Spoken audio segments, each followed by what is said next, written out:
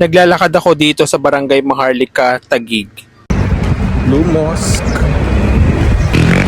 Kukunin ko na yung result ng aking blood chem dito sa Barangay Maharlika Health Center.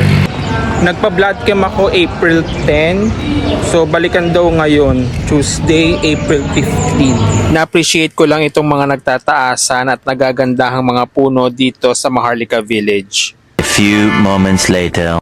So ayan, nakuha ko na yung result ng aking blood chem nung April 10. Bali, bumaba na yung cholesterol ko, nawala na sa mga red flags. Ang medyo mataas pa rin ay yung aking glucose sugar. So pre-diabetic pa rin ako. Nung last January 2025, yung huling blood chem ko, matataas yung cholesterol ko. So ngayon bumaba na. Siguro sa iniinom pong mga gamot, yung binigay sa akin atorvastatin para sa mga cholesterol. Yung pinoproblema ko na lang yung aking blood sugar. Dahil siguro kakamatcha ko to.